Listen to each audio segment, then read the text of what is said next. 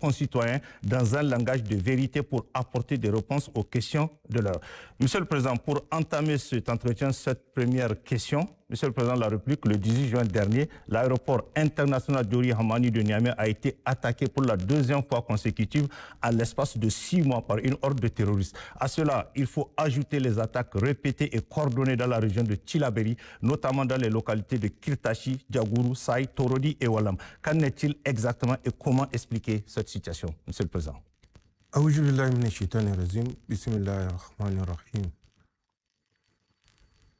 Bonjour et merci une fois de plus de l'opportunité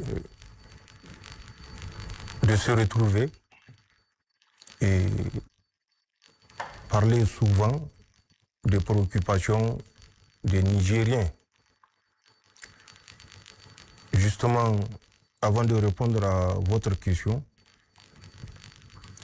j'aimerais une fois de plus féliciter le peuple résilient de la Confédération, le peuple résilient nigérien qui, depuis notre arrivée le 26 juillet 2023, n'a cessé de lutter pour sa dignité, lutter pour sa survie et lutter pour sa souveraineté. Cette lutte qui donne des résultats malgré l'adversité féroce et acharnée de certains pays occidentaux et des pays particulièrement européens.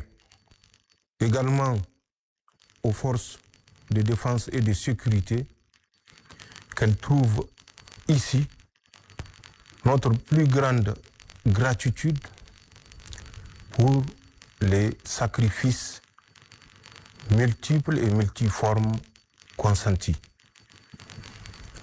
À tous nos martyrs, qu'ils soient civils ou militaires, nous prions Allah subhanahu wa ta'ala qui leur accorde sa rahma. À nos blessés, qui leur accorde un prompt rétablissement. Et je dirais au peuple nigérien affligé qu'ils reçoivent à travers nous le soutien permanent et indéfectible de la République. Vous avez posé une question relativement à l'attaque qui s'est passée le 18 passé à l'aéroport international Diori Hamani de Niamey. Je vais dire le 18 juin. Il ne faut pas se limiter à la horde comme vous l'avez annoncé. Parce que le problème, ce n'est pas la horde des mercenaires que nous voyons. Le problème, c'est les sponsors, ou ce sont les sponsors de ces hordes de mercenaires qui endeuillent le Sahel à deux seins. C'est eux qu'il faut d'abord décrypter. Et c'est ce qui m'amène à vous demander toujours de ne pas vous arrêter à la peinture superficielle. Il faut gratter pour savoir qu'est-ce qui se cache en dessous. C'est ça l'analyse critique et c'est ça l'esprit d'analyse également. Pour un peu rappeler des faits ou des propos tenus, pour que ce que je vais dire et ce que je vais désigner ne tombe dans aucun doute. Je dirais aux Nigériens de se rappeler, quand nous étions arrivés le 26 juillet 2023, Emmanuel Macron. Les gens vont dire, ah, encore Emmanuel Macron. Mais encore Emmanuel Macron et toujours Emmanuel Macron. Et avec Emmanuel Macron, la France, bien sûr. Il était en déplacement en outre-mer, précisément en Guadeloupe. C'est de la Guadeloupe qu'il a présidé un conseil de défense sur le Niger. Dans leur mentalité, le Niger était une colonie et le Niger est toujours une colonie française. Ils ont décidé pour la France et contre le Niger que nous avons une semaine. Je dis bien nous avons une semaine pour rétablir Bazoum. Au cas contraire, la foudre va s'abattre sur nous. Mais nous avons vu de quel côté la foudre s'est abattue. Non satisfaits, ils ont actionné la marionnette CEDEAO qui déjà le 30 juillet, donc à peine 4 jours après notre intervention, avait également, et dans le même sillage, intimé l'ordre de rétablir l'ordre constitutionnel. Quel ordre constitutionnel a-t-il ou y a-t-il dans une colonie? Puisque le Niger était une colonie jusqu'au 26 juillet 2023. N'en déplaise, nous avons gardé notre choix parce que c'est un choix responsable et assumé. Et ce n'est pas à une CEDEAO soumise et inféodée à la France de nous dicter les choix pour notre souveraineté. La même période, en août 2023, vous vous rappelez du fameux Sylvain Ité, ambassadeur auprès de Bazoum, pas auprès de la République du Niger, qui avait ouvertement défié les autorités nigériennes. Nous étions surpris de son attitude parce que nous avons été naïfs. Parce que pour lui, le Niger était la continuité de la France. Donc il n'y a rien d'exceptionnel qu'il ne reconnaisse les changements que nous avons opérés et qu'il applique la ligne de conduite que Emmanuel Macron et sa suite lui ont dictée. Toujours 2023, en août, il y a eu plusieurs débats en France. Je veux ce rappel et je le fais parce que le rappel sauve. Et ceux qui ont tendance à s'assoupir se réveilleront. Il y a un certain Vincent Kourouzé, un agent de renseignement, parce qu'il disait que c'est un ex-agent, mais en termes de service, il n'y a pas d'ex. Ils sont actifs jusqu'à la mort. Est intervenu ouvertement sur une télé française pour dire que, compte tenu du fait que leurs troupes sont en train de se désengager du Niger, c'est l'occasion pour organiser et conduire des opérations de déstabilisation subversive contre le Niger. Mais il n'y a pas que Vincent Kourouzé. Rappelez-vous du fameux général qui avait dit que dans un mois, dans 2 ans, dans 10 ans, ils seront obligés de traverser la Méditerranée par les armes, avec les armes, et ensemble avec les autres pays de l'Union européenne ou des autres pays de l'Europe, parce qu'il y a des pays qui ne font pas partie de l'Union européenne et qui sont actifs dans ces manœuvres de déstabilisation. Donc, ils seront obligés de traverser la Méditerranée de façon armée pour défendre leurs intérêts. Le mot armée a tout son sens. Ce n'est pas diplomatiquement qu'ils vont venir. Et quand on dit de façon armée traverser la Méditerranée pour rétablir des privilèges perdus, ça nous rappelle, et il faut qu'on ait de la mémoire, la colonisation. La colonisation s'est faite en deux phases.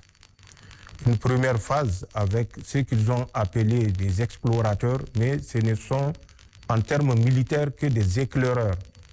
Et la deuxième phase qui a consisté à l'utilisation de la force pour massacrer des Africains. Parce que la colonisation n'a pas concerné que le Niger ou le pays du Sahel. Les Européens ont envahi nos États africains, ont massacré nos populations et ont pillé allègrement pendant des siècles. Donc c'est à ça que ce général faisait allusion. Un autre homme politique, également français bien sûr, vous vous rappelez de Thierry Le Breton, avait ouvertement dit, et je le cite, je dis bien je le cite, je l'ai cité une fois ici, mais on ne citera jamais assez pour que ceux qui continuent à somnoler se réveillent. Donc je le cite, c'est la stupidité d'un certain Emmanuel Macron qui a ouvert les yeux des Africains. Si les colonies africaines de la France nous échappent, j'ai dit si les colonies, je n'ai pas dit les anciennes colonies, si les colonies de la France échappent, l'immigration va changer de direction. Leurs enfants, leurs petits-enfants vont chercher leur subsistance en Afrique. Le Mali, le Niger et le Burkina seront considérés comme un exemple pour l'Afrique. Et l'Europe unie doit combattre cette vision. Un de ces trois putschistes doit tomber. Les autres vont se raviser. L'Afrique n'a pas d'histoire. L'Afrique ne peut diriger le monde. Fin de citation. Je prends ce temps parce que rien que cette citation est suffisante pour tout esprit doté de sagesse, de dignité et d'indépendance pour comprendre que le combat ne fait que commencer, que le combat sera long, sera difficile, sera pénible. Mais c'est un combat entre ceux qui défendent leur dignité, ceux qui défendent leur statut tout simplement d'être humain, être humain sacré, être humain ayant des droits, et ça, quelle que soit la race. Je le dis et je le répète, parce que nous constatons avec regret qu'il y a certains compatriotes, certains Africains qui ont malheureusement perdu cet esprit de dignité, cet esprit d'indépendance, cet esprit de souveraineté. Donc c'est un combat pour la dignité, pour la souveraineté, pour l'indépendance, pour l'être humain tout court, contre l'autre volonté, celle de soumettre, de coloniser, qui est une volonté conduite, sous-tendue par la cupidité sans égale et qu'on ne retrouverait nulle part ailleurs qu'en Occident. Que les gens comprennent que ce combat sera long et difficile. Ce combat n'est pas que le combat de Assimi Goïta, de Ibrahim Traoré ou de Tiani. C'est un combat de l'espèce africaine. Ce n'est pas seulement un combat des peuples du Sahel. C'est un combat de race que nous menons pour la survie de notre race. Je l'ai dit et je le répète, cette citation a plein de sens. Mais on ne s'arrête pas à ça. On cite les hommes politiques français ou d'autres hommes politiques français, notamment Jean-Noël Barrot, ministre des Affaires étrangères. Allez-y voir ses déclarations lorsqu'il intervenait devant le Sénat français le 9 avril, je crois, et le 20 mai. Vous comprendrez ce que vous devez comprendre. Écoutez Emmanuel Macron lors de ses multiples sorties, dont la plus récente, pas la dernière, l'avant-dernière, qui s'est déroulée au forum.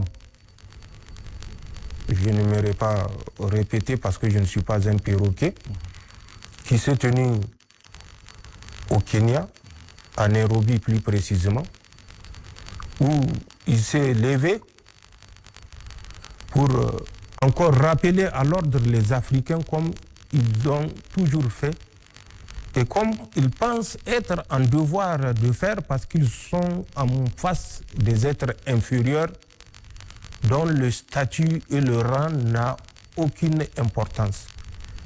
Mais comme l'a dit un Nigérien, effectivement, ils sont en droit de le faire parce que c'est les Africains et les responsables africains qui ont permis que ce comportement, que cette attitude de condescendance perdure et perdure face aux Africains.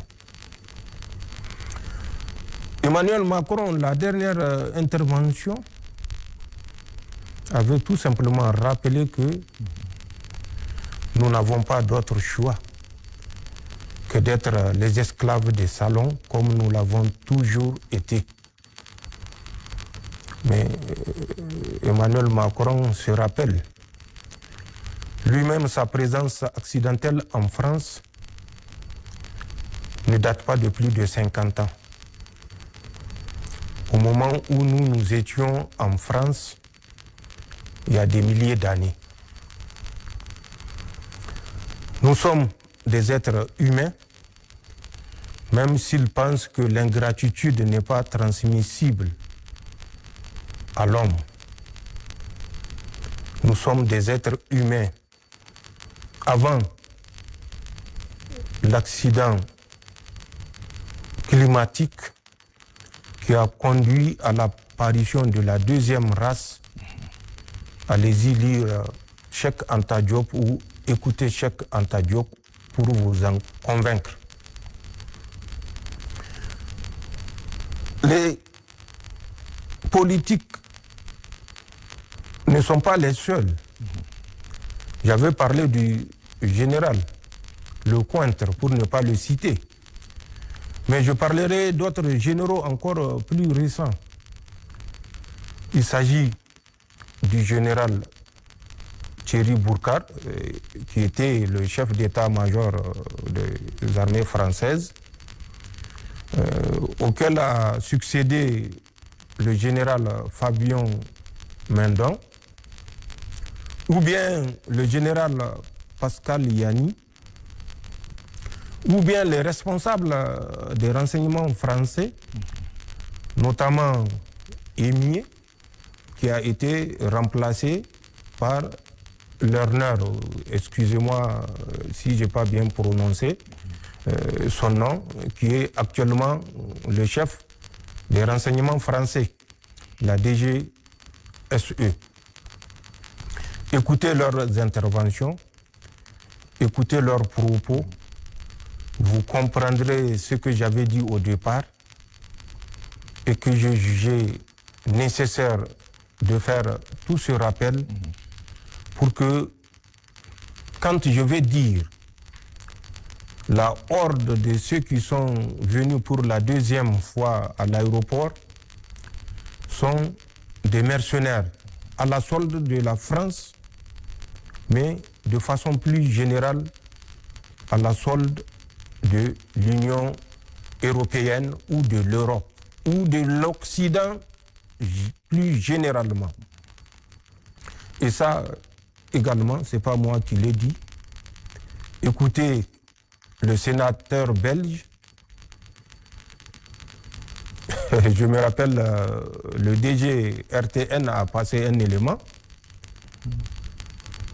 Marc Botenga, écoutez-le, vous comprendrez ce que l'Europe a cotisé en termes de milliards d'euros pour équiper ceux qui pullulent, leurs mercenaires qui pullulent au Sahel pour nous faire la guerre. Même les plus naïfs comprendront que quand on mobilise 12 000 hommes sur des motos pour chercher à envahir le Mali, ce n'est pas l'œuvre de vendeurs de vaches volées, de vendeurs de poules volées ou de vendeurs de coqs volés, ou bien de quelques prélèvements de zakat pour financer 12 000 hommes à moto et d'autres à bord des pick-up. On l'a vu et le monde est témoin de cet état de fait. Mais le monde ne bouge pas. Nous, nous allons bouger parce qu'il va de notre survie. Donc ceux qui sont venus à l'aéroport sont des marionnettes. C'est comme quelqu'un qui vous indique le soleil et que vous concentrez votre regard sur son doigt. Croire que ceux qui sont venus à l'aéroport sont des terroristes qui combattent pour une cause, c'est être extrêmement naïf et ne rien comprendre à ce que je viens de citer. L'aéroport a été attaqué une deuxième fois. L'aéroport sera attaqué parce que c'est de la survie de la France qu'il s'agit. Et la France va utiliser tous les moyens, comme Emmanuel Macron l'a dit, et je le cite, qu'il ne quittera pas le pouvoir la queue entre les jambes avant de partir.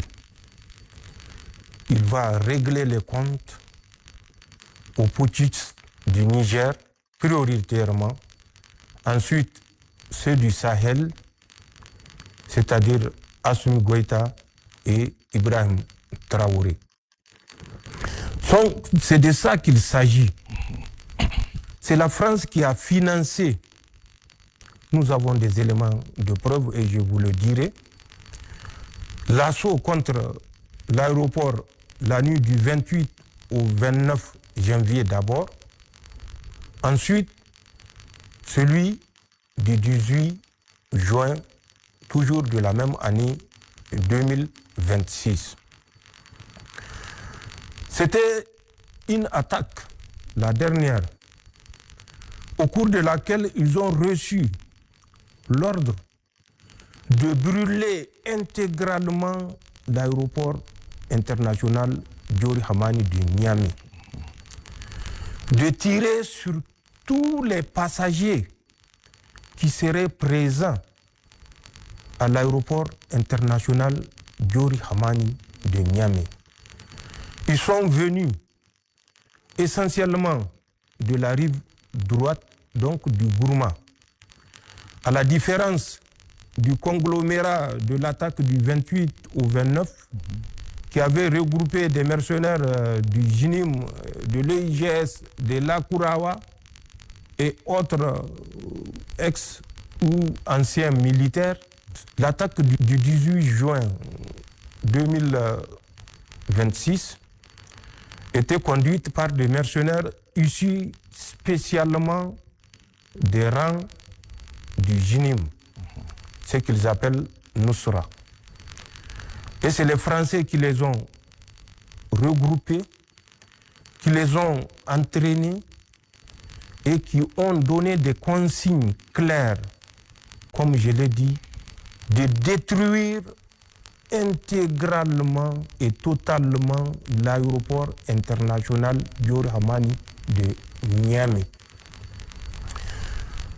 Après leur formation, ils ont commencé leur mouvement, pour certains le vendredi 13, pour d'autres le samedi et pour certains le dimanche.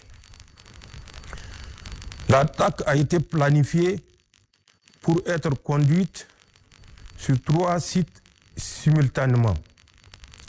Le premier site, c'est l'aéroport international Diori Hamani de Niamey. Le deuxième site, c'est le palais de la présidence et toutes les annexes. Et le troisième site qui devait être attaqué est Tondibia, le centre d'instruction et l'école de formation des officiers. Pour cela, ils ont été dotés par les renseignements français en moyens de communication. Chaque combattant avait reçu 2 types de téléphones.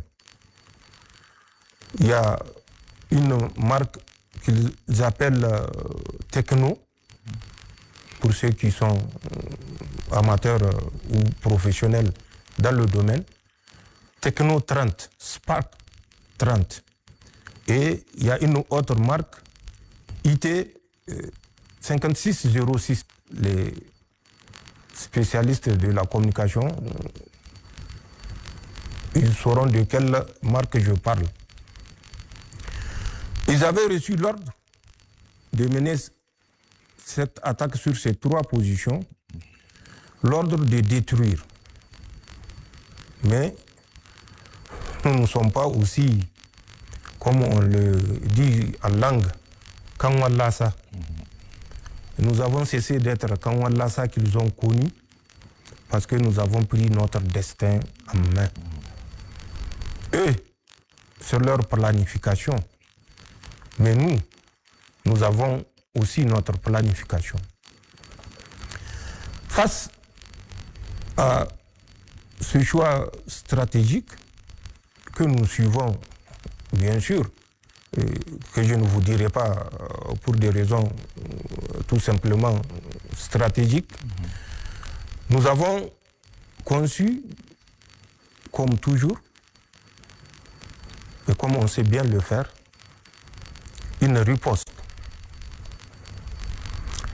Riposte qui nous a permis d'interpeller déjà le commando qui était censé conduire l'attaque du palais et du centre d'instruction de Tondibia.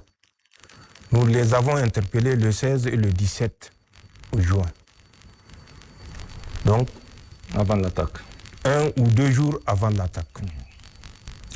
L'autre commando dont on va retrouver le repère à 1 km à l'est de l'aéroport international Diori Hamani, nous connaissons la composition exacte de ce commando-là et nous connaissons ceux qui ont survécu à l'attaque du fait qu'ils ne soient pas neutralisés ou arrêtés, mais tout simplement parce que c'était les plus intelligents qui donnaient les ordres à partir de certaines résidences à la périphérie de Niamey et qui ont eu le temps de fuir quand ils ont découvert que l'attaque a échoué. Bien sûr, aux grandes dames de leurs sponsors français, dont on a vu toute la déception. Donc l'attaque du 18 juin a été conduite par des mercenaires à la solde de la France. Et cette attaque visait des objectifs et c'est pourquoi j'ai dit qu'il faut toujours poser des questions pour comprendre les enjeux. La première raison qui a conduit à cette attaque, vous vous rappelez, nous avons chassé au moins 4000 militaires occidentaux de notre aéroport, de la base aérienne de Niamey, particulièrement. Pour ce faire, la France voulait par tous les moyens montrer que tant qu'ils seront chez nous, nous serons en sécurité. Mais tant qu'ils ne seront pas chez nous, nous serons là également en insécurité permanente. Mais nous savons ce semblant d'insécurité ou cette insécurité permanente, justement, a pour but de montrer aux Africains que le Seigneur français, le Dieu français, est le seul capable de les protéger. Le deuxième objectif à travers cette attaque, c'est de donner une forme à leur guerre informationnelle qu'ils avaient développée à travers, vous vous rappelez, la cellule Sahel de l'Élysée, qu'ils avaient conçue et mise en place en août 2024. Et je l'ai rappelé parce que c'était un certain Jean-Marie qui était le responsable de cette cellule Sahel de l'Élysée et qui avait cette composante de guerre informationnelle où il disait qu'il allait doter l'Élysée et le Quai d'Orsay d'une force de frappe informationnelle. Donc il fallait montrer à travers cette guerre informationnelle que les pays du Sahel particulièrement qui font aujourd'hui l'objet ou qui sont l'objet de tous les tirs groupés de la France pour montrer l'incapacité des Africains à s'auto-conduire, à s'auto-déterminer. Une autre raison, vous savez que le Niger est un pays continental. Le Niger n'a pas de port. Donc, l'aéroport international Diori Hamani de Niamey est un point stratégique qui relie le Niger au reste du monde. Parce que les voies ou les couloirs qui conduisent nos convois vers les ports sont soit systématiquement visés, là également c'est à dessein, ou fermée. Et là également, nous savons les raisons qui nous ont conduits à prendre ces décisions-là, ou à maintenir, acter les décisions et à tirer profit également en tant qu'être humain des avantages que ces actes irréfléchis posés nous ont donnés. Pour ceux qui savent lire à travers les lignes sauront de quoi je parle. Donc l'attaque du 18 juin n'est pas une surprise et ne doit pas être une surprise pour les Nigériens. Cette attaque du 18 juin n'est pas la dernière parce que nous suivons déjà, l'objectif n'étant pas atteint, les renseignements français sont actuellement à pied d'œuvre pour tenter une troisième attaque. Je le dis ici et je le répète, nous les avons à l'œil. Et pour ça, pour réussir cette attaque, la France d'Emmanuel Macron, qui nous qualifie toujours de putschistes, alors que s'il y a un putschiste au monde aujourd'hui, il n'y a pas plus qu'Emmanuel Macron. Il m'arrive. Il arrive à Assimi Goïta, il arrive à Ibrahim Traoré de signer des ordonnances. Mais nous signons également des décrets. Parce que nous sommes des chefs d'État et des présidents de nos pays. Emmanuel Macron, depuis qu'il est là, qui ne se souvient pas de l'article 49.3, il a toujours signé des ordonnances par 49.3. Même le budget d'avant-hier a été voté par 49.3. Donc où est le putschiste? Posez-vous la question et donnez-vous la réponse. Donc cette même France ne va jamais abandonner.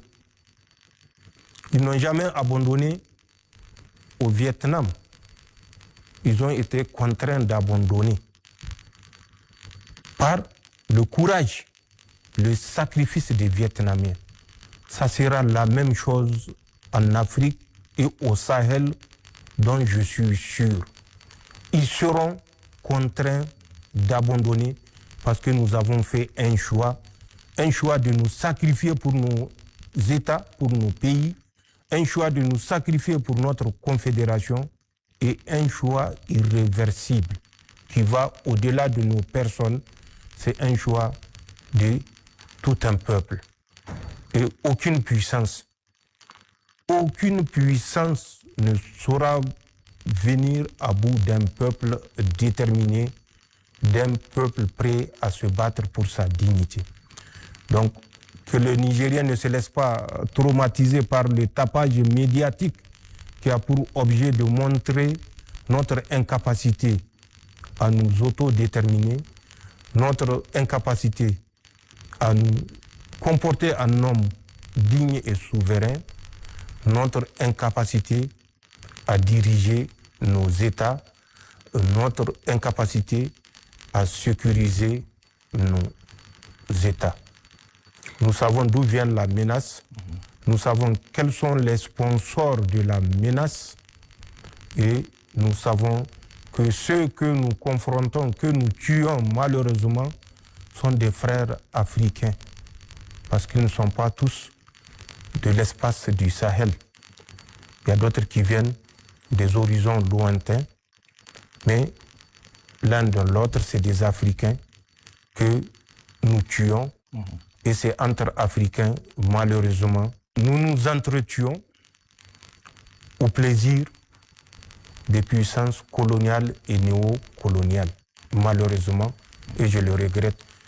Donc, de façon synthétique, même si je n'ai pas été synthétique, je dirais que l'attaque de l'aéroport international de Diorou Hamani a été conduite, comme je l'ai dit d'ailleurs lors de la première attaque, par Emmanuel Macron, qui est le défenseur des intérêts de l'Europe, une Europe qui s'est alignée systématiquement derrière lui et qui mobilise des milliards pour acquérir du matériel adapté au Sahel et conduire la destruction des peuples sahéliens, tout simplement pour préserver leurs intérêts. Ce n'est pas moi qui le dis. Allez-y, encore écoutez une fois de plus l'intervention le 12 passé du sénateur belge, l'un des derniers lucides en Europe, et qui avait dit qu'il découvre, après l'intervention de Gomar, que les milliards qu'il cotise pour payer un armement et de l'équipement militaire adapté au Sahel, alors qu'on leur dit que c'est pour conduire une guerre contre la Russie, ils découvrent à travers l'intervention de Gomar la destination de ces milliards qu'ils sont contraints de prélever sur leurs frais d'hôpitaux, c'est pas moi qui le dis, sur leurs impôts et sur leurs fonds de l'éducation. Allez-y encore, écoutez, c'est pas moi qui le dis. Donc, comprenez ce qu'il y a à comprendre. Le reste, c'est des commentaires et nous ne sommes pas pour les commentaires. Voilà la réponse que je porterai à votre question, de savoir qu'est-ce qui se passe. Ce qui s'est passé va se passer. Parce que c'est notre choix qui gêne.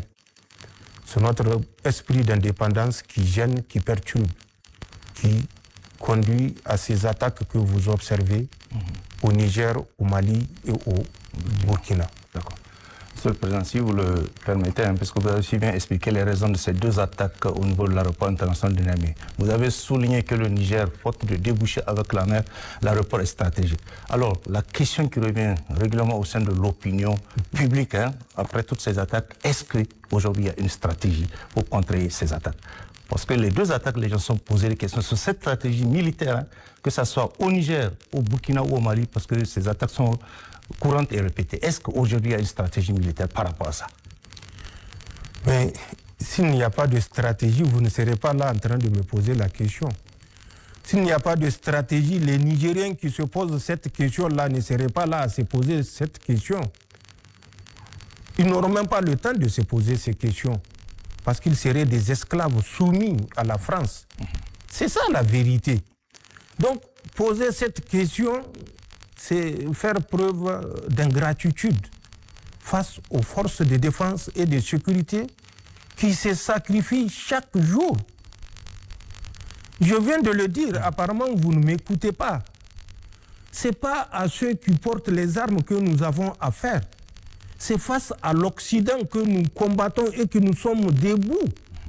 C'est face à l'Occident qui cumule toutes les richesses, qui fabrique toutes ces armes, qui développe toutes ces stratégies de colonisation, de néocolonisation que nous nous battons. Donc, que les Africains, ou plus particulièrement des Nigériens, se posent des questions, c'est parce que justement, il y a cette stratégie qui leur permet de respirer et de poser les questions. Mais les attaques, la France, de mars 2013 au 24 novembre 2024, a enregistré plus de 100 attaques terroristes. S'il y a un champion, une capitale en attaque terroriste, c'est bien Paris. Ayez de la mémoire. La France, particulièrement Paris, en moins d'un mois, Paris a connu plus de 15 attaques terroristes. J'ai dit en un mois, oui. Paris a connu plus de 15 attaques terroristes. Rappelez-vous, ayez de la mémoire, la marche républicaine, où certains chefs d'État ont fait le déplacement pour soutenir Paris, la France, la grande France. C'est de là que nous sommes sortis, c'est de cet esprit-là que nous sommes sortis. Ça s'est passé à Paris, ça ne s'est pas passé à Niamey. Tout à fait.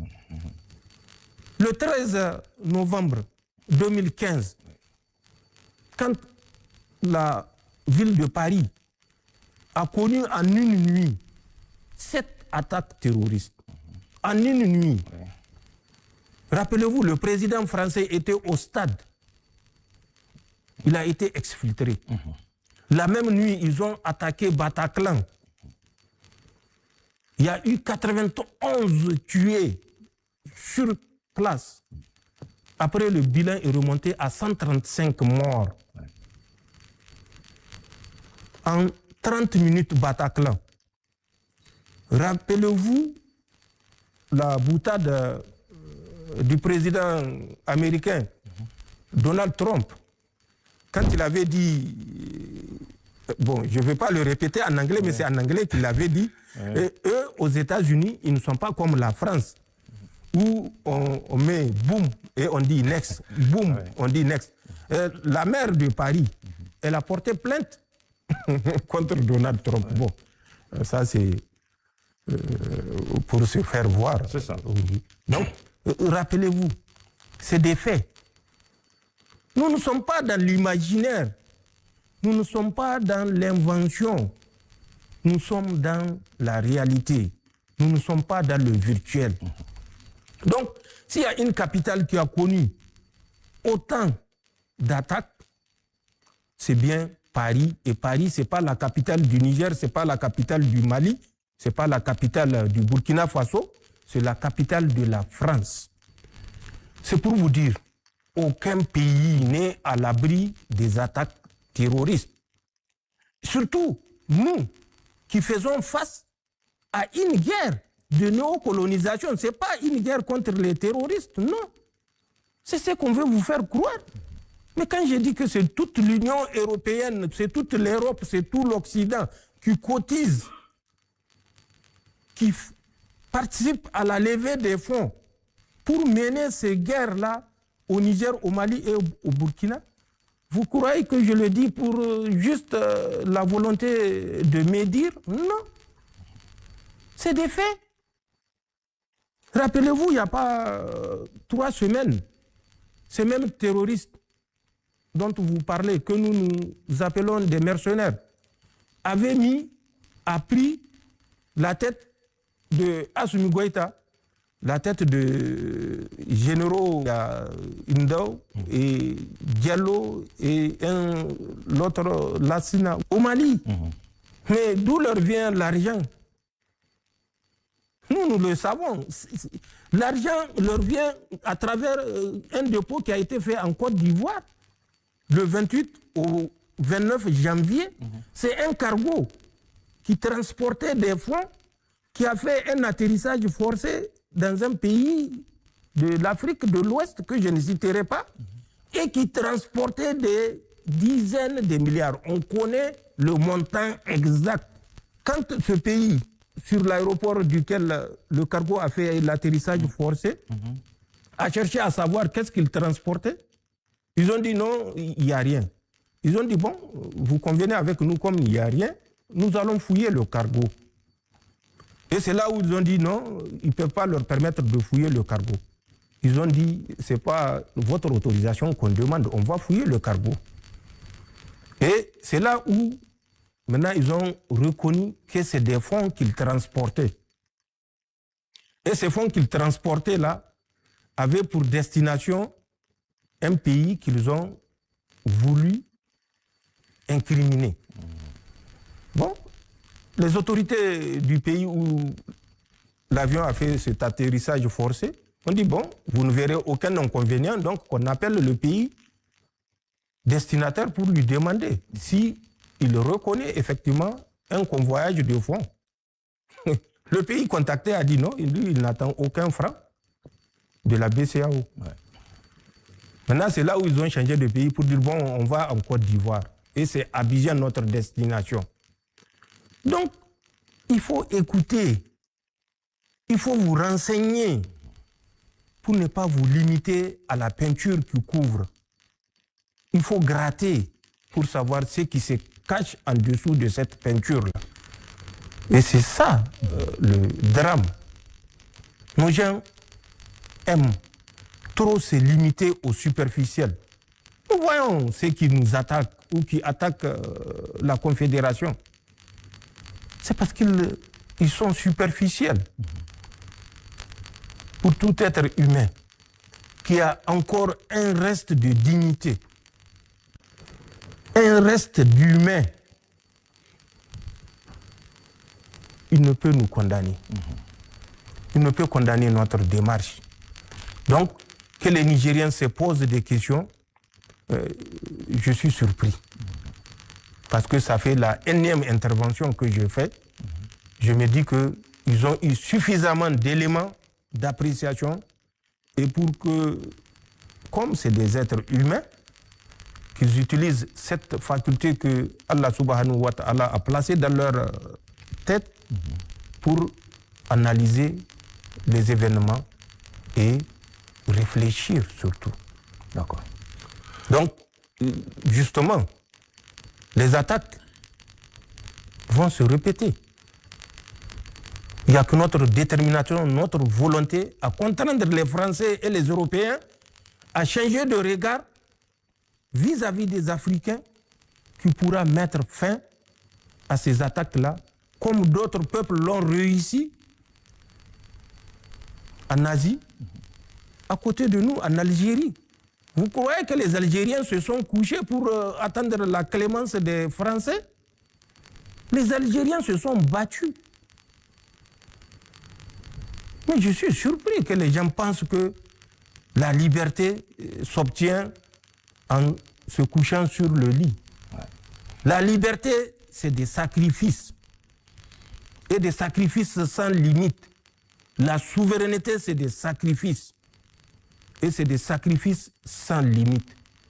Et ce sont ces sacrifices-là que nous sommes prêts à consentir pour réfléchir en homme libre, nous promener en homme libre, échanger avec toute autre civilisation en homme libre. Nous sommes le départ. C'est ce que beaucoup ignorent. Rien que le Niger a plus de 10 000 ans d'organisation sociale. Tizilawan, c'est dans le Ténéré aujourd'hui. 10 000 ans. Des archéologues ont découvert des villages qui pratiquaient l'agriculture au moment où le Ténéré était humide. Donc, nous sommes au départ. Avant même que d'autres races n'apparaissent sur Terre, notre race vivait, était organisée. Le premier roi du monde, près de 4000 ans avant Jésus-Christ, c'est en Afrique, c'est pas en France. Le premier roi français, vous savez, c'est en quelle année? 466. Après Jésus-Christ, c'est pas avant. Oui. 466. Et il avait quel âge? Il avait 15 ans. Clovis Ier, le roi des Francs, Salien, 15 ans. C'est lui à 20 ans qui va coloniser par les armes toutes les petites principautés françaises pour former le premier royaume français. Il était âgé de 15 ans.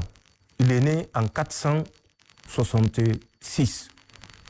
Et le royaume qu'il a constitué, lui-même Clovis Ier a régné de 481 à 511 après Jésus-Christ. Nous, on vous parle de 4000 ans avant Jésus-Christ que l'Afrique avait le premier roi. Donc, il ne faut pas que les gens soient complexés. Lisez, instruisez-vous. Vous n'aurez de complexe face à qui que ce soit. Nous n'aurons de complexe face à qui que ce soit. C'est le choix que nous avons fait. Parce que nous avons connaissance de notre passé. Un passé glorieux. Et ce n'est pas des tout venants, des pieds nus qui vont changer cette donne. C'est une vérité historique. On a tout fait pour la maquiller. Mais la vérité ne se maquille pas. Comme on le dit, le mensonge a beau courir, la vérité finira par le rattraper. Le mensonge a beau courir, la vérité historique finira par le rattraper.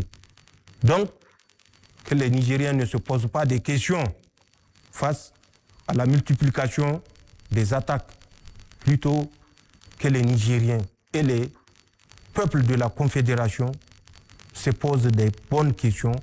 Pourquoi la multiplication de ces attaques et que devons-nous faire pour mettre fin à la multiplicité de ces attaques, comme l'ont fait certains avant nous, notamment les Vietnamiens, notamment nos frères algériens en 1962. Monsieur le Président, on va changer de registre.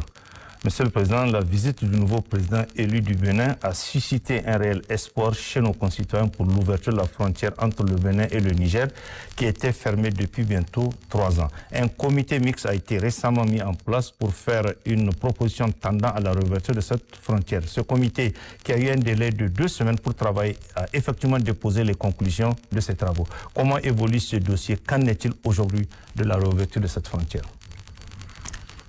Merci. Vous parlez de la réouverture de la frontière. Quand j'intervenais lors de ma réponse à la première question que vous avez posée, j'avais dit que ce n'est pas nous qui avions fermé cette frontière. Mais nous avons réfléchi du fait qu'on soit quand même des êtres humains, dotés de bon sens, au moins qu'on ne puisse pas nous le refuser, que nous soyons dotés de bon sens, d'un esprit d'indépendance et d'un esprit critique, que nous tirions les conséquences de ce qui a été posé comme acte ayant conduit à la fermeture unilatérale de la frontière entre un même peuple. De l'autre côté, Malanville, de ce côté, Gaïa. Vous vous rappelez que suite à la fameuse rencontre de la CEDEAO le 30 juillet, il a été décidé, et je le rappelais ici, de fermer toutes les frontières de la CEDEAO avec le Niger. Bien sûr, il pouvait fermer certaines frontières, mais vouloir fermer la frontière entre le Burkina et le Niger ne serait que pure utopie, même si les deux pays font partie de la CEDEAO. Vouloir fermer la frontière entre le Mali et le Niger ne serait que pure utopie, même si les deux pays font également partie de la CEDEAO. Et d'autres pays dont les autorités ont fait preuve de sagesse et que je me tairai de citer. Sinon, ce serait même faire signe ou je ne sais, sens d'ingratitude. Parce que je n'ai pas besoin de les citer. Tous les Nigériens les connaissent. Donc cette fermeture de frontières sous l'injonction de la CEDEAO nous a permis de tirer des leçons et de nous dire que les États africains doivent se convaincre une fois pour toutes que la France, l'Europe ne feront jamais leur bonheur. Eux, quand ils se battent entre eux, ils ont la lucidité de faire la part entre le politique et l'économique. Ils se battent, des milliers de morts, mais ils préservent toujours les intérêts économiques communs. Prenez un exemple qui a cours actuellement, où l'Ukraine, qui est la prolongation de toute l'Europe et de l'Occident de façon générale, fait la guerre par procuration à la Russie. Par contre, malgré ces milliers de morts, les intérêts économiques sont préservés. La France envoie discrètement ces résidus d'uranium, puisque l'uranium à bon marché ou gratuit n'est plus disponible. Ils envoient en Russie pour retraiter.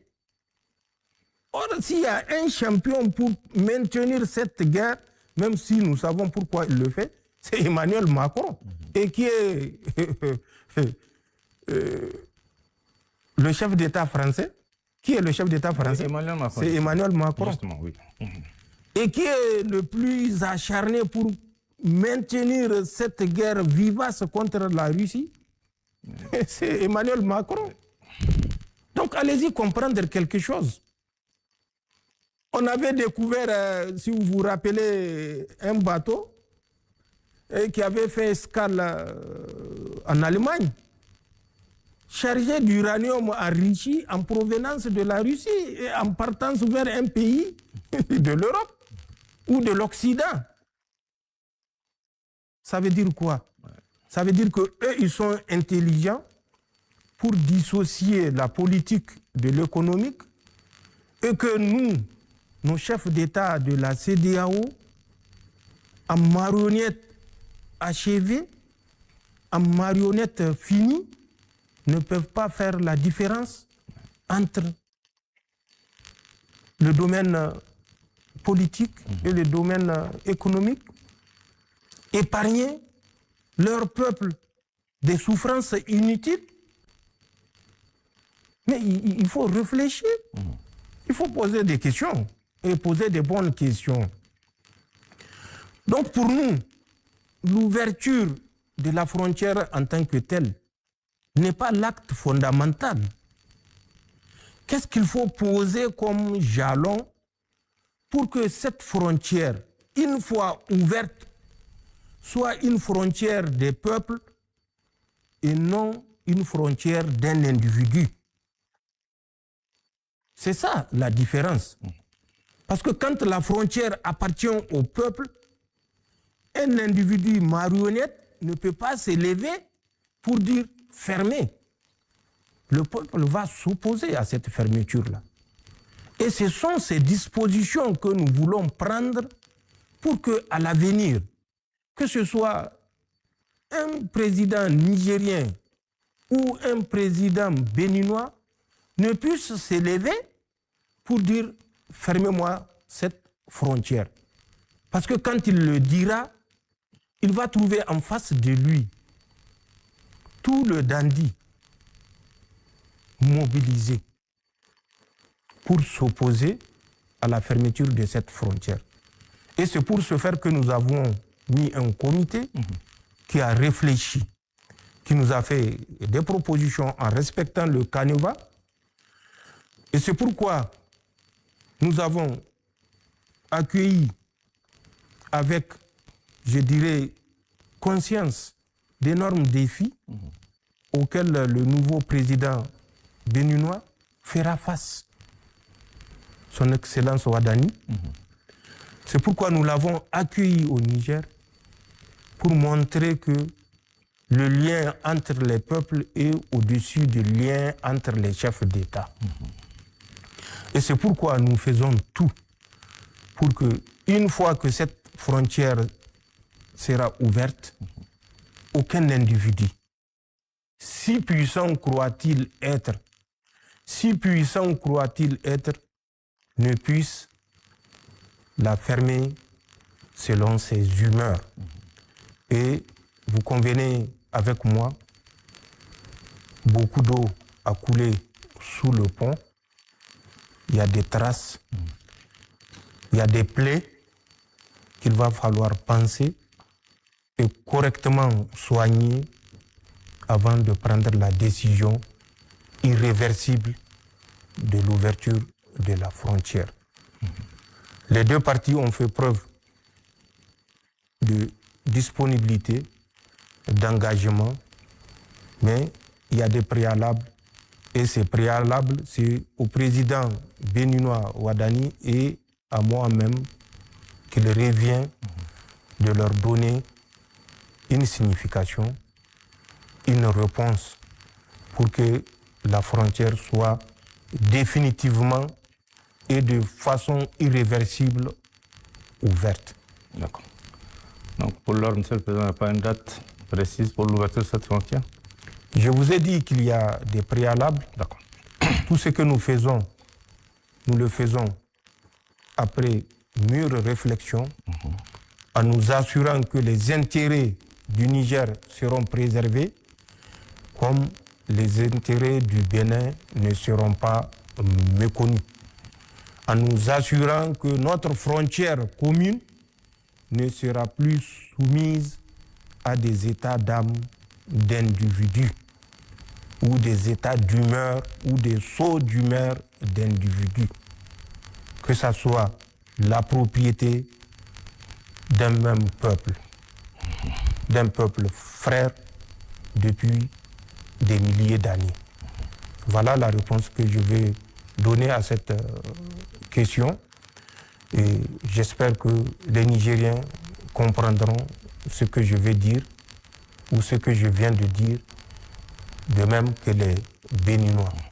Nous comprenons bien sûr le souhait de part et d'autre de voir immédiatement ouverte la frontière, mais je le dis et je le répète, c'est pour ça que nous œuvrons et nous profitons pour féliciter son Excellence le Président Ouadani qui a fait ce premier pas historique, puisque vous le savez, contrairement au prédécesseur qui s'est distingué par sa volonté de détruire le Niger tout simplement. Donc, ne remuons pas le couteau dans la plaie, consolidons ce que les deux comités ont réussi et faisons en sorte que cette ouverture soit irrévocable. Monsieur le Président, le Conseil national pour la sauvegarde de la patrie a aujourd'hui 3 ans. Le Niger, depuis cette date, est résolument engagé dans un processus de refondation du pays. Qu'en est-il exactement des chantiers de cette refondation? Qu'est-ce qui a fondamentalement marché durant ces 3 années et qu'est-ce qui reste à faire? Mais tout a fondamentalement marché. Qu'est-ce qui n'a pas fondamentalement marché? Pour un peuple à qui on a donné 2 semaines, et là, vous êtes en train de me poser des questions sur 3 ans. 3 ans de combat. 3 ans de lutte. Mais même dire 3 ans, je peux comprendre 3 ans de combat, 3 ans de lutte. Mais dire 3 ans, c'est exagéré. C'est oublier. Et c'est ce que nous voulons que les Nigériens ne fassent pas. L'oubli. L'oubli, il tétanise l'esprit créateur. L'oubli, il tétanise la dignité humaine. L'oubli, il tétanise la volonté de s'affranchir. Rappelez-vous, je l'ai dit, le 26 juillet, quand nous étions arrivés 2023, mais la CEDEAO nous a mis sous embargo pendant près d'1 an. Rien ne rentrait au Niger si ce n'est la sagesse, cette fois-ci je le citerai, du président du Conseil togolais, Faure Essozuma Gnassingbé et Adema. Parce que c'est lui qui a été sage pour dire que l'embargo ne doit pas être la première étape. L'embargo, les sanctions doivent être l'étape ultime quand toutes les autres solutions ou possibilités de solutions auraient ou auront échoué. C'est le seul qui a eu cette sagesse. En dehors de lui, dites-moi, un seul président ouest-africain qui ne répondait pas au garde à vous, aux ordres de Macron, avant même la reconduction de l'embargo contre le Niger, c'était Emmanuel Macron à partir de la Belgique qui avait dit que l'embargo contre le Niger ne sera pas levé. Et effectivement, on l'a constaté.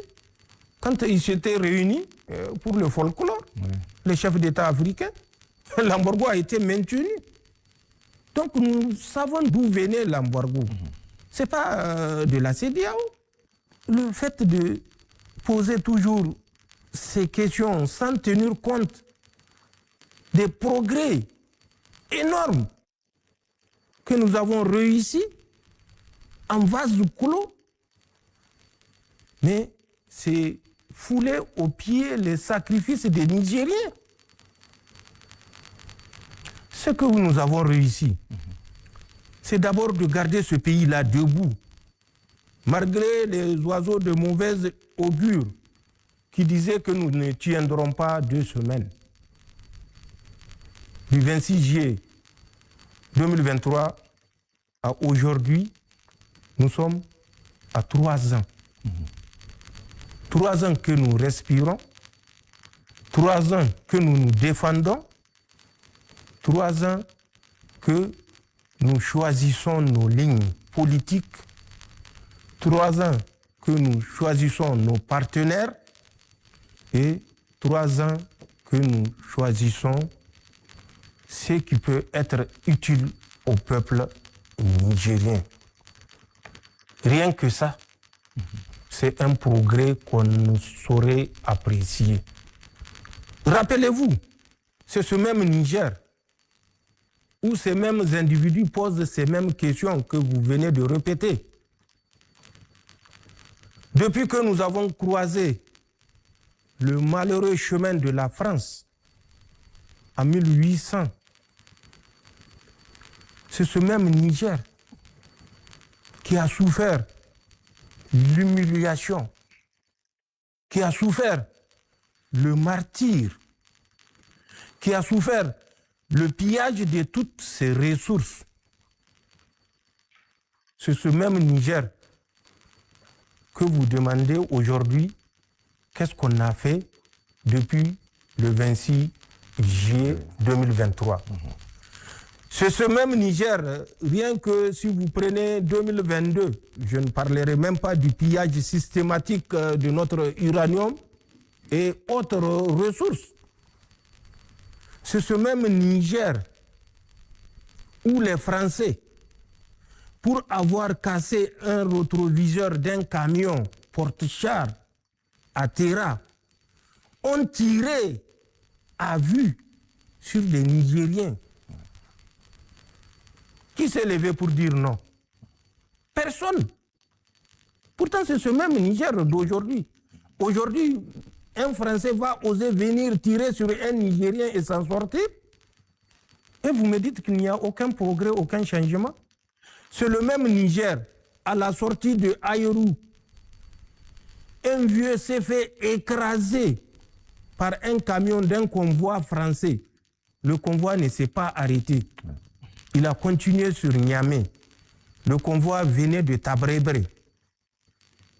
C'est un Nigérien qui a été écrasé. Même si c'est une chèvre, le convoi devait s'arrêter pour demander le propriétaire de la chèvre et envisager le dédommagement. C'est un humain qui a été écrasé, un vieux âgé de plus de 70 ans. Le convoi ne s'était pas arrêté. C'est ce même Niger, pourtant, qui n'est plus le même depuis le 26 juillet 2023. C'est ce même Niger où, je l'ai dit, il y a plus de 5000 militaires des forces étrangères sur notre territoire. On vous cache les chiffres, on vous cache les données. Il y avait plus de 5000, dirais-je, militaires français et autres sur notre territoire. C'est ce même Niger. Pourquoi les gens ne se sont pas posé la question? Et c'est à ce même Niger qui a pris son destin en main depuis le 26 juillet 2023 qu'on pose des questions de qu'est-ce que nous avions fait, qu'est-ce que nous avons réussi. Non. Une fois de plus, au risque de me répéter, poser ce genre de questions, c'est fouler aux pieds le sacrifice. Non pas seulement des forces de défense et de sécurité, mais des Nigériens dans leur ensemble. Nous le voyons tous les jours.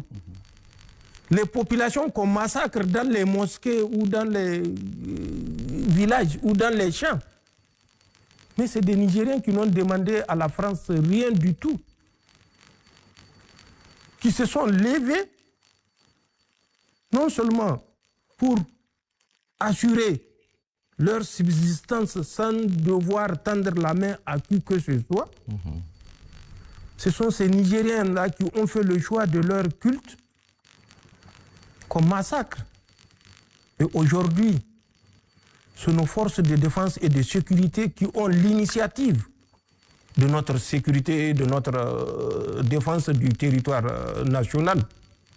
Ce n'est pas les Français et qui sont là et qui ont su convaincre même des Nigériens, même des responsables nigériens, que sans eux, le Niger sera envahi par la horde. Et malheureusement, dès qu'un chef d'État de l'Afrique tente de s'affranchir, on crée les conditions de le détruire. Ça fait 3 ans qu'ils n'ont pas pu nous détruire. Aucune lutte de libération ne peut se faire sans perte, sans sacrifice. Bien sûr. Je viens de vous rappeler le cas récent de l'Algérie. Vous savez combien de millions les Français ont massacré en Algérie? Et vous me parlez de ce que nous avons fait depuis le 26 juillet. Ce que nous avons fait depuis le 26 juillet a été suffisamment abordé par les différents ministres qui se sont succédés, chacun dans son domaine, dans son secteur. Mais je citerai seulement 2 à 3 grandes réalisations. La première réalisation, c'est celle-là qui a consisté à nous prendre en charge, à prendre notre destinée en charge dans le domaine de la défense, à nous convaincre que la défense du territoire national est de notre responsabilité et nous ne nous attendions pas que la France le fasse à notre place. Les Français ont fait 13 ans au Niger. Citez-moi le nom d'un seul militaire français mort au Niger, pour le Niger. Un seul. Je vois Emmanuel Macron qui fait le fanfaron pour dire qu'on n'a pas eu un peu de compassion pour les 58 morts. Mais les 58 morts dont il parle, même au Mali, ils ne sont pas morts au combat. Emmanuel Macron n'a qu'à sortir pour dire aux Français, les 13 morts, les 13 prétendument morts au Mali, dans le crash ou la collision de 2 hélicoptères, ils sont morts exactement où? Parce que le Niger était au Mali, dans le cadre de l'Organisation des Nations Unies. Mais les Nigériens étaient parmi les troupes qui ont organisé cette mission de recherche. Ça s'est passé dans le secteur de Indiliman. Indiliman, c'est entre Menaka et Gao.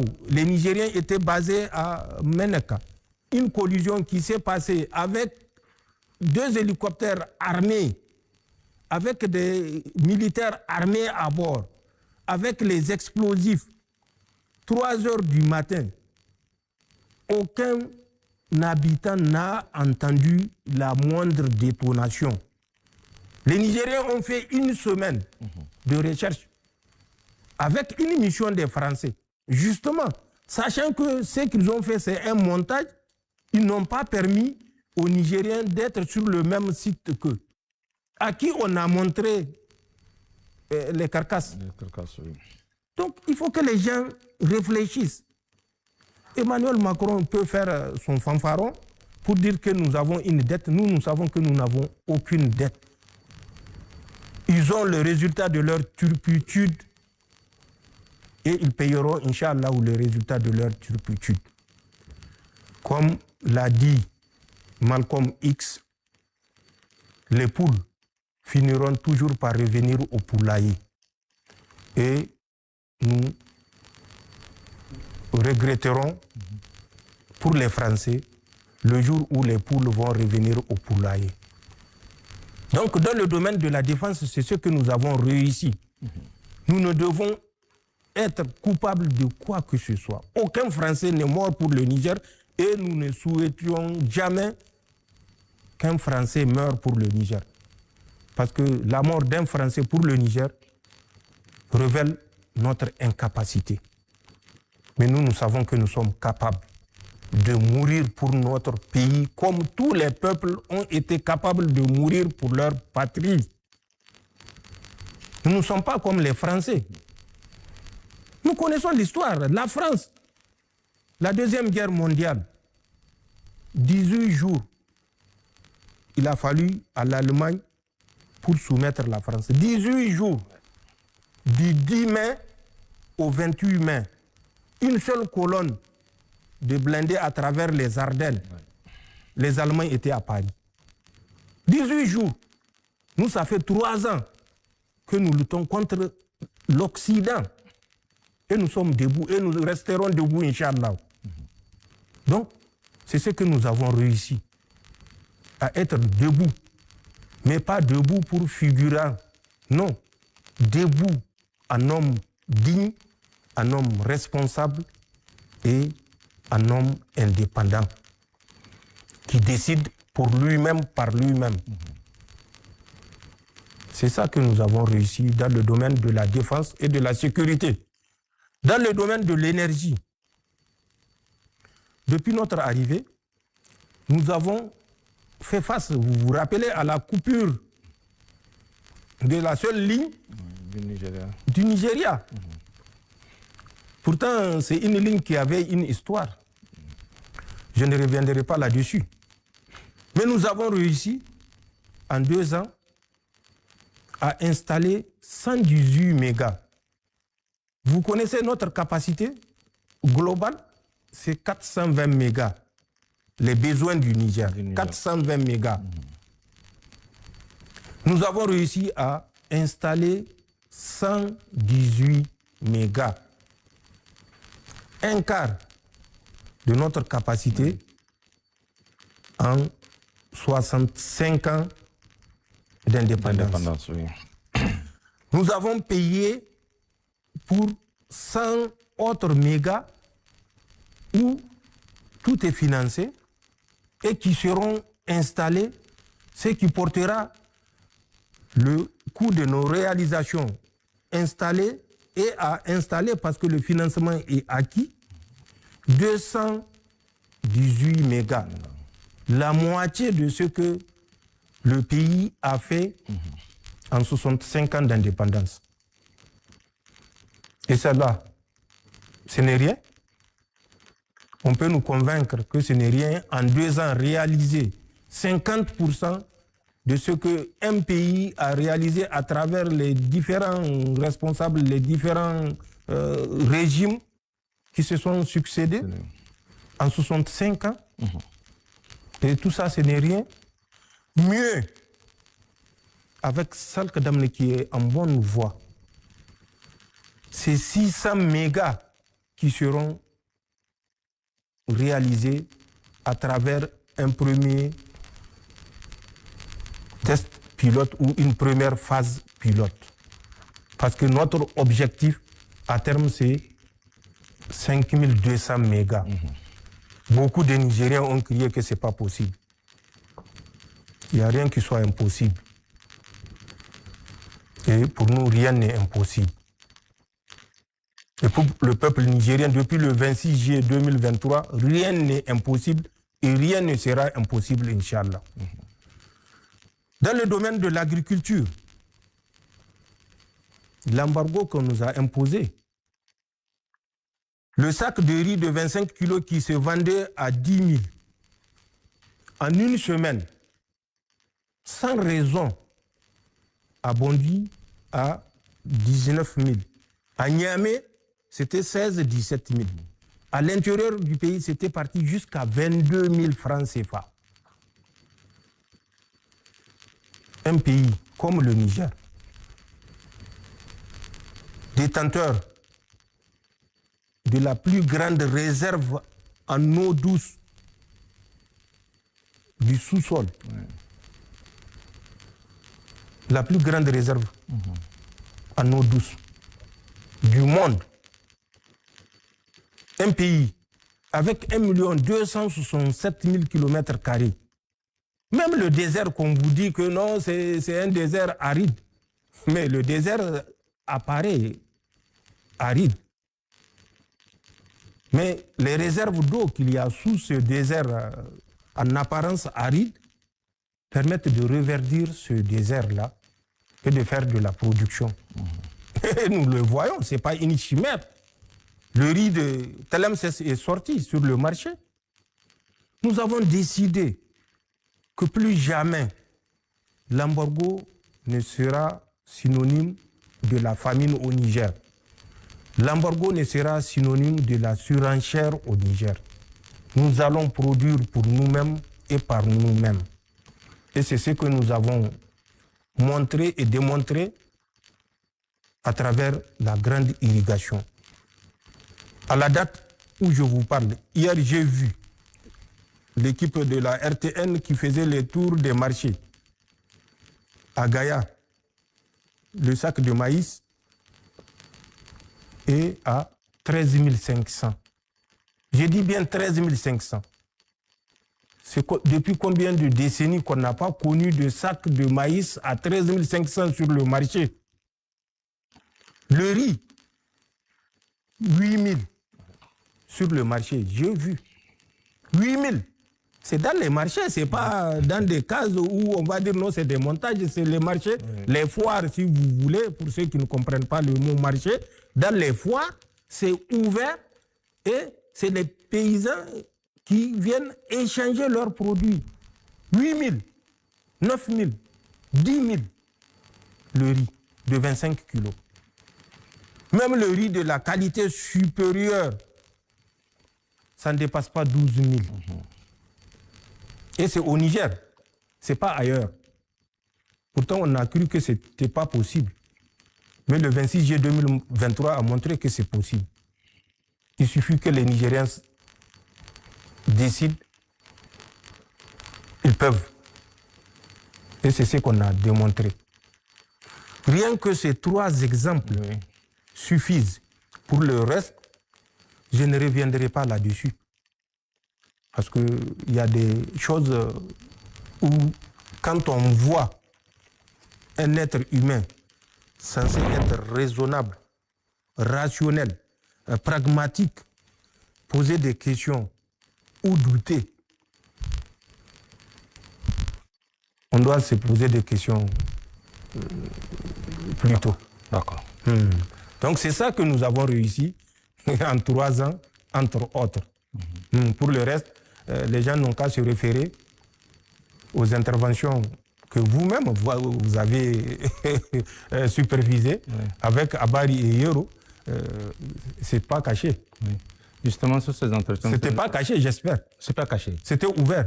Très ouvert. Au public et au peuple nigérien. Absolument. Un mot peut-être, puisque vous avez suivi tous ces entretiens, on peut peut-être recueillir un peu votre sentiment sur ces différents entretiens qu'on a eu pendant plus de 2 mois, Monsieur le Président. Ce n'est pas mon sentiment qui importe. C'est le sentiment des Nigériens.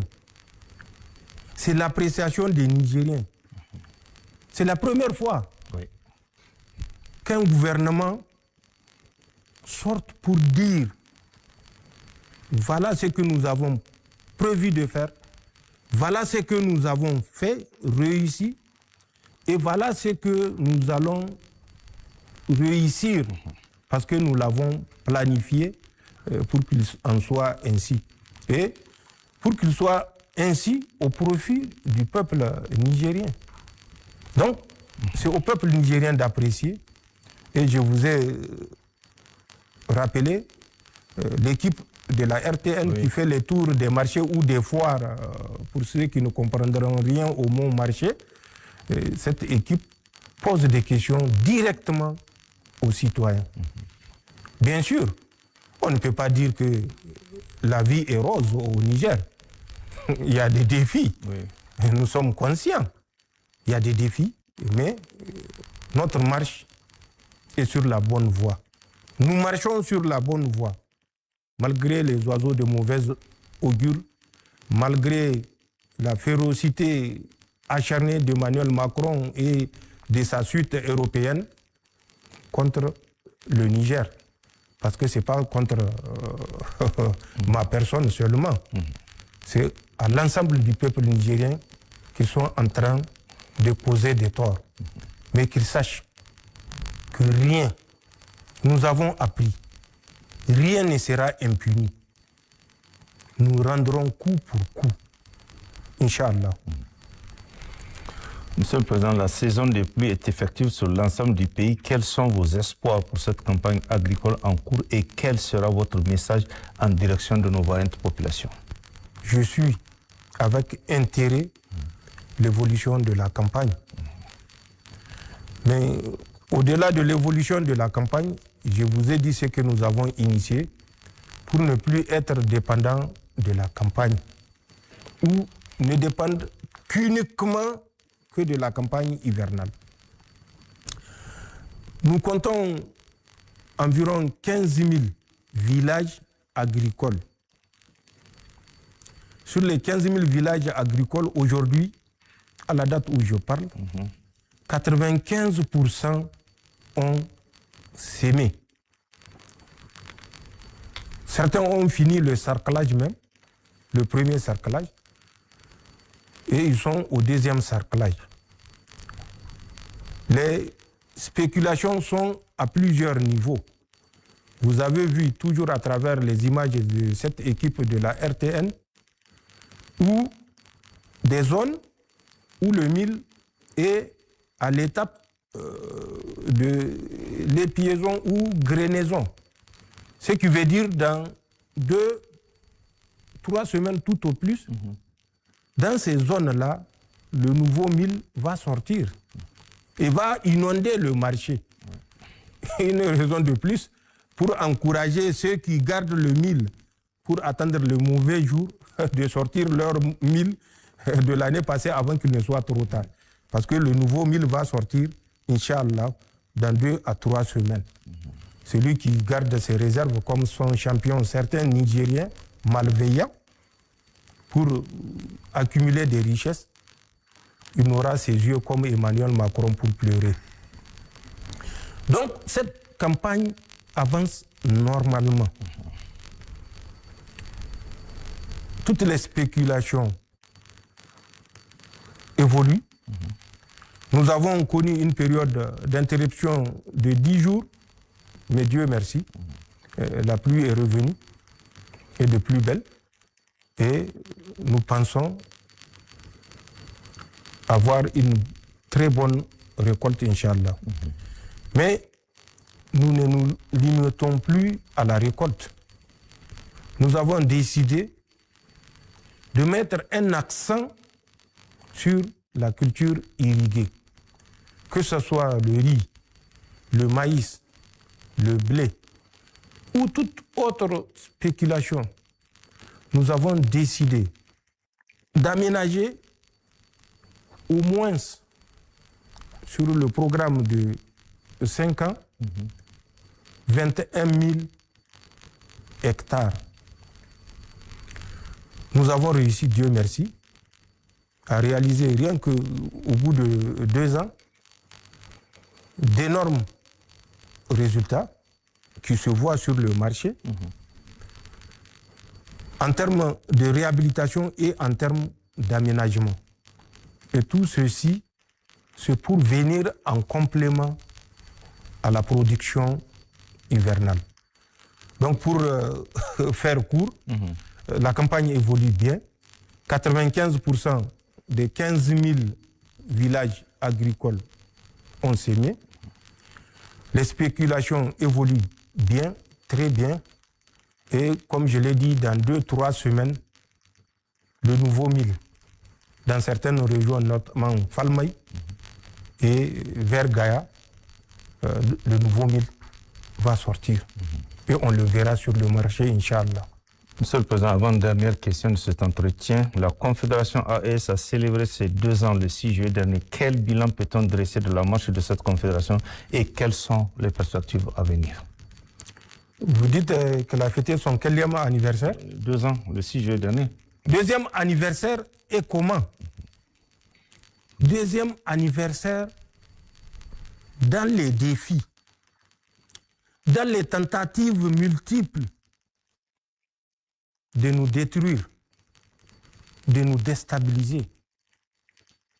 Et je n'ai pas besoin de répondre à cette question.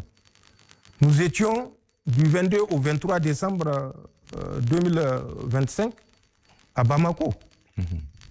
Tout le monde a suivi.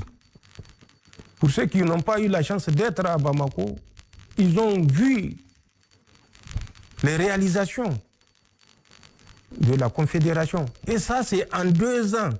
2 ans de défis, 2 ans de déstabilisation acharnée. 2 ans de guerre. Parce que c'est souvent ça que les gens ne comprennent pas. Nous sommes en guerre. Et face à une puissance qui est l'Europe,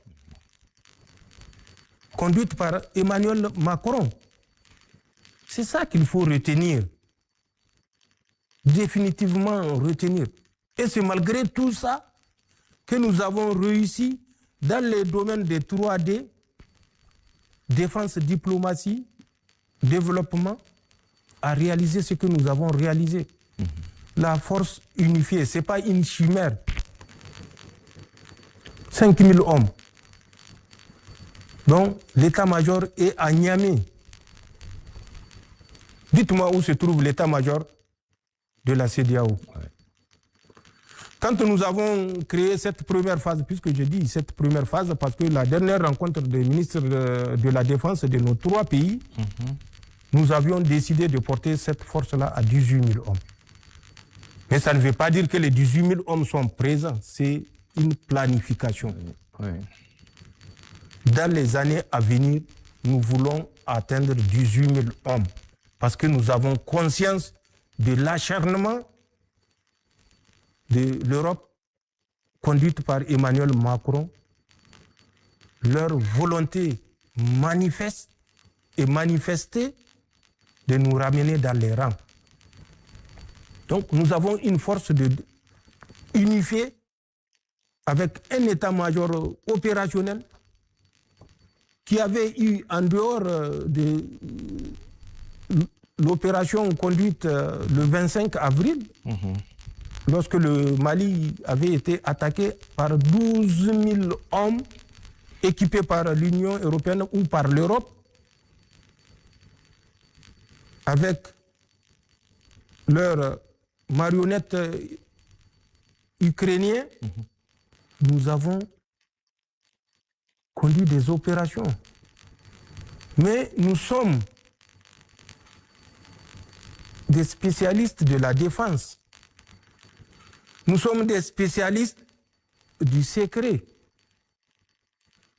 Il ne faut pas que les gens s'attendent à ce qu'on sorte pour dire, bon, nous avons planifié, nous allons faire mouvement sur Gao, nous allons faire mouvement sur Sévaré, nous allons faire mouvement sur Kidal. Non, ça, ce n'est pas de la communication.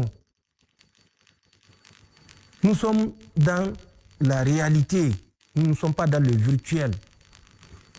Nous avons réussi cette force unifiée qui est présentement à 5 000 hommes. 5 000 hommes dont les pays contributeurs sont le Niger, le Mali et le Burkina. Ça, c'est quelque chose que nous avons réussi. Même si la CEDEAO a voulu répliquer en annonçant 30 000 hommes, ensuite ils sont revenus, ils ont dit bon, on va faire 2 000 hommes. Ensuite, ils sont revenus, ils ont dit bon, maintenant, chacun va désigner 200 hommes, mais ils seront chez lui. Bon. La comparaison est nette, j'espère, pour tout esprit lucide. Nous avons créé la Banque confédérale dans le domaine du développement économique, la Banque confédérale pour l'investissement et le développement. C'est une réalité. Réussi en 2 ans, malgré la guerre. Et les fonds de cette banque-là proviennent, dans un premier temps, de la participation qui est connue de chaque État. Ça, c'est le domaine des finances. Je laisserai le ministre des Finances vous faire les détails. Nous avons réussi dans le domaine de la diplomatie à parler d'une même voix. Face à des puissances qui riaient sous cap quand nous nous présentions comme confédération,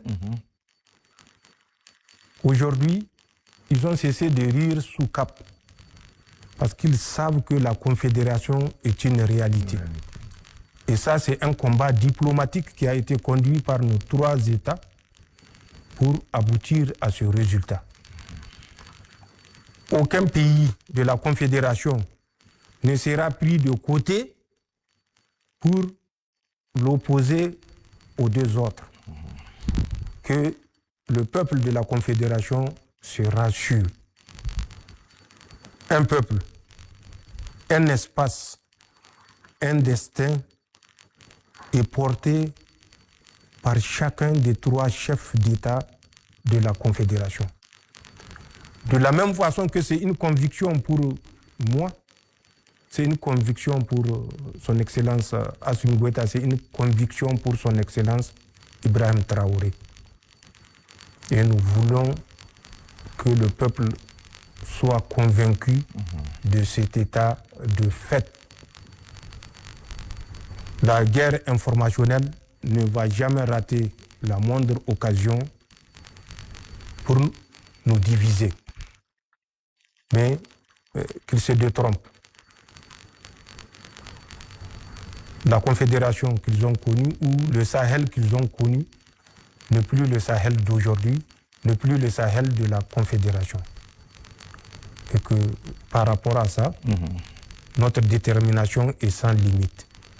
Donc dans le domaine diplomatique, nous parlons d'une voix, nous réalisons des grands programmes et nous réalisons des grands projets dans le domaine diplomatique pour défendre nos intérêts sur la scène internationale.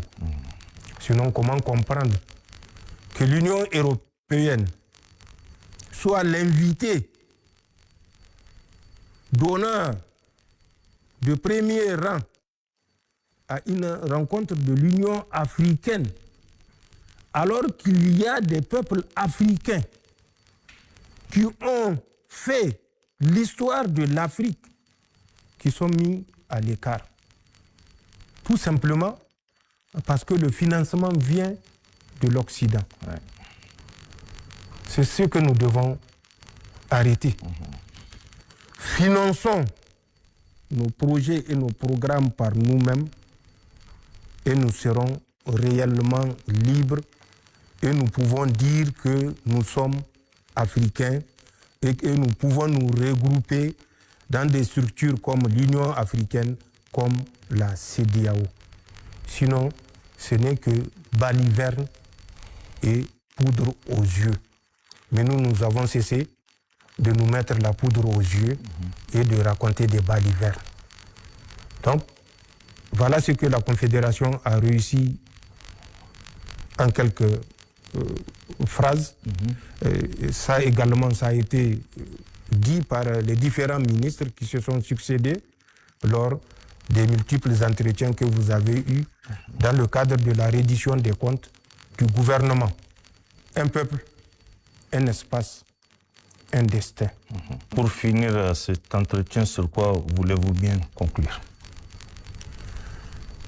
Pour Pour finir cet entretien, j'aimerais conclure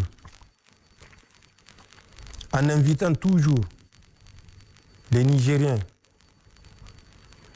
à maintenir et à faire ce que nous avons su bien faire et qui nous a permis de tenir 3 ans au moment où on nous prédisait 2 semaines. Prions pour notre pays, pour notre espace. Travaillons pour notre pays, pour notre espace. Les défis ne sont pas imaginaires, ils sont réels. Le Mali a fait l'objet d'une attaque sauvage le 25 avril. Cette attaque-là a été conduite avec la complicité des pays africains voisins au Mali. Et c'est ça que nous devons combattre. Ils ont attaqué le Mali par 3 axes. Un axe qui est sorti du nord Bénin, passé dans notre Gourma et le Burkina, 3 colonnes pour faire jonction et aller attaquer soit Gao, soit Sévaré. Un autre axe est sorti de la Côte d'Ivoire. Il y a une forêt où les Ukrainiens qui viennent former ces mercenaires-là atterrissent en Côte d'Ivoire avec des visas pour visiter la Côte d'Ivoire qu'ils obtiennent à partir d'un pays qui est non loin de l'Ukraine, voisin à l'Ukraine, que je tairai le nom, avec comme destination la Côte d'Ivoire. Il y a une forêt qui s'appelle le Yelli. C'est là-bas que tous ces terroristes-là sont formés en Côte d'Ivoire. Ouais. C'est le 2e axe. Et le 3e axe est venu de la Mauritanie. C'est ce que j'ai dit. Et vous vérifiez sur toutes ces positions-là que je viens de citer, dans tous ces pays-là, s'il n'y a pas de forces françaises qui sont à l'œuvre.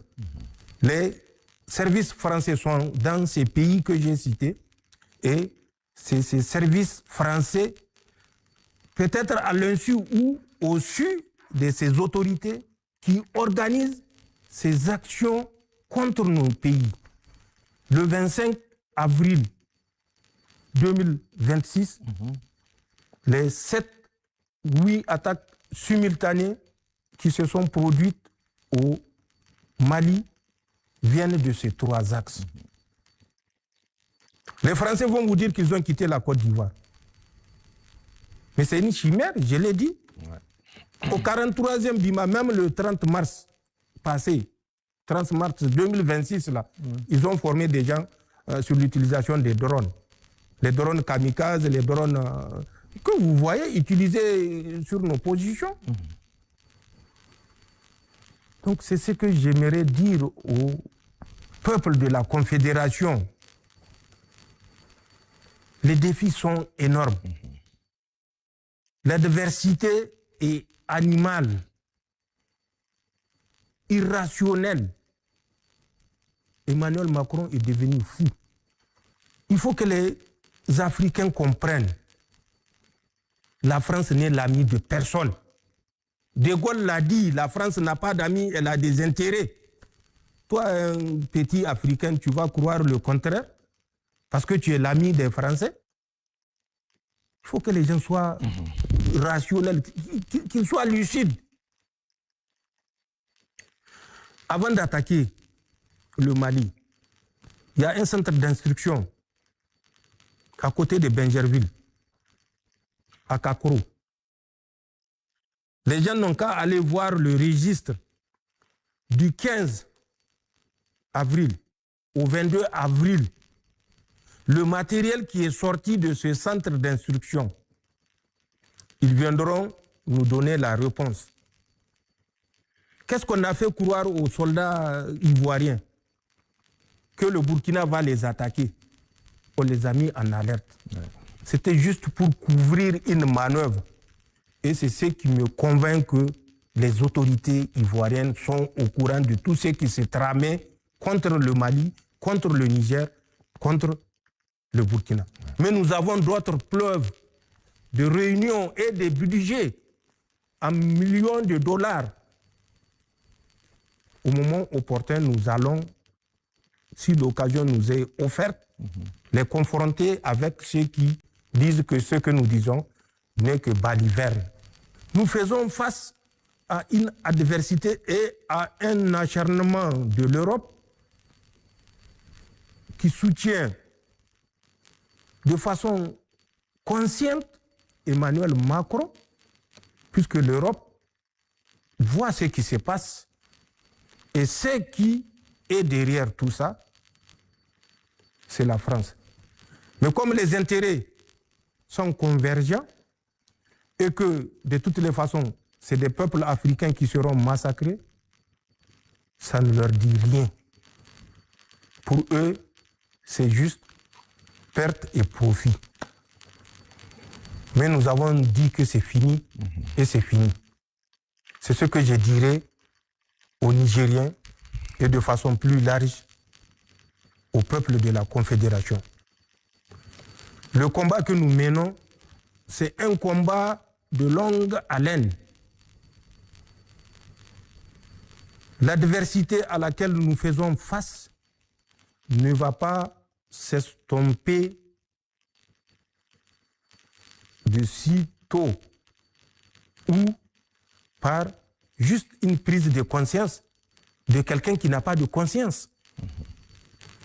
Il faut que nous soyons convaincus de ça pour ne plus nous laisser manipuler. Parce que malheureusement, c'est ça. Tous ces mercenaires qu'ils manipulent, c'est de la pure manipulation. Ils leur font croire qu'ils font du djihad. Mais à qui on va apprendre le djihad? Au Niger ou bien à la France? Au Niger, 99% musulmans. Ouais. La France, 2 à 3% musulmans. À qui on doit faire le djihad? Fils billahi. Où est-ce qu'on doit faire le djihad? Là où il y a 2 ou 3% de musulmans, ou bien où il y a 99% de musulmans. Le Niger, c'est 1400 ans d'islam. 6e califat. Partez en France, portez le hijab parce que vous êtes musulman. On verra bien où est-ce que vous allez partir.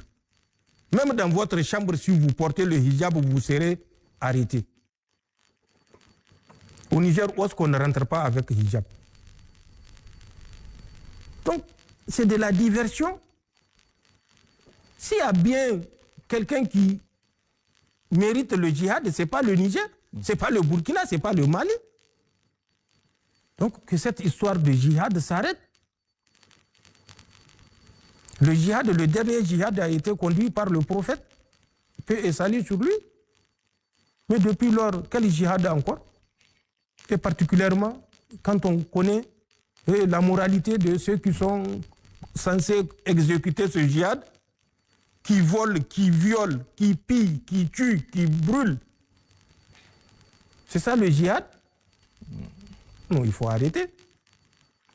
Il faut arrêter. Vous défendez les intérêts de l'Europe et particulièrement de la France d'Emmanuel Macron, l'homme du règne à l'article 49.3, et vous défendez que ses intérêts. Le reste n'est que chimère. Vous ne faites pas du djihad. Je vis pour l'attaque de l'aéroport, ils disent à leurs combattants, citez les noms d'Allah, même si vous êtes mort, vous allez partir au paradis. Et vous ne sentirez pas la souffrance. Mais ils vont souffrir plus que la souffrance, ouais, ces gens-là. Et leur itinéraire les conduit direct au Jahannama. Ce n'est pas au paradis Firdaus. Donc, il faut que les gens se réveillent. Ceux qu'on manipule, réfléchissez. Sachez que la France est en train de vous manipuler pour ses intérêts. Elle a perdu l'uranium gratuit au Niger. Elle a perdu l'or gratuit au Burkina, elle a perdu l'or du Mali, elle a perdu le lithium du Mali. Elle a perdu la soumission. Ouais. Et elle a perdu le privilège de nous humilier sans qu'on puisse dire non.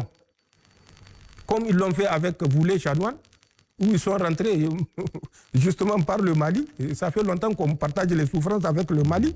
La Bezenga, ils étaient là-bas le 25 décembre 1898. Ensuite, ils sont rentrés à Sarbon Hausa, à Sansanin Hausa d'abord, le 3 janvier 1899. Et ils ont... C'est là-bas qu'on a surnommé Sara. Ça veut dire battre à mort, Boulay-Chanoine. Depuis Sansanin Hausa. Il a pris en otage 1100 Nigériens, 800 porteurs et 300 femmes esclaves sexuelles. 300. Ça, c'est encore leur chiffre. Et depuis lors, il n'a fait que massacrer des Nigériens jusqu'à ce qu'ils soient arrêtés par des tirailleurs qui ont eu un éclair de lucidité et de patriotisme à Dankori. 4 km de Dankori. Ouais. Entre Dankori et Issawan. C'est là-bas qu'il a été arrêté. Et là même, ce n'est pas à cause des Nigériens qu'il a massacré. Tout le parcours, hein, plus de 1300 km, il n'a fait que massacrer des Nigériens. C'est quand il a tué le colonel Klob qui était parti le relever, le 15 juillet 1899, c'est en ce temps que les tirailleurs, avec certains officiers français, ont abattu d'abord Julien Chanoine le 16, ensuite Boulay-Chanoine le 17. Et c'est en ce temps que la France a senti que c'est un drame. Et c'est ce que nous faisait écrire dans les dictées le drame de Dankori. Et c'est avec ça que les gens pensent que ce que nous avons dans nos manuels, c'est notre histoire. Ce n'est pas notre histoire. C'est l'histoire des Français. Et c'est de ça que nous avons décidé de sortir. Donc, continuons les prières, continuons les invocations, travaillons de façon acharnée, consentons d'autres sacrifices parce que nous n'avons pas d'autre choix. Si nous voulons rester un homme libre, il n'y a pas d'autre voie. C'est la seule voie, celle de la victoire. Et, Inch'Allah, cette victoire-là, nous verrons le bout du tunnel. Inch'Allah. C'est les mots que j'ai. Et je souhaite bonne année, bonne campagne agricole et joyeux anniversaire de l'an 3 du CNSP. Du Niger. Du Niger. Du Niger, d'accord. Merci, merci, Monsieur le Président, vraiment pour cet entretien et merci aussi pour ce langage de vérité et cette franchise à pareille occasion. Vraiment, merci beaucoup. Merci. Je vous en prie. Mesdames, Messieurs, c'est la fin de notre entretien avec le président de la République, chef de l'État, le général d'armée Abdraman Tchani, qui vient de nous entretenir sur les grands sujets de l'heure et qui intéressent nos concitoyens. Le chef de l'État a réitéré toute sa détermination à apporter des réponses aux grandes préoccupations des populations. Excellente soirée à tous. Au revoir.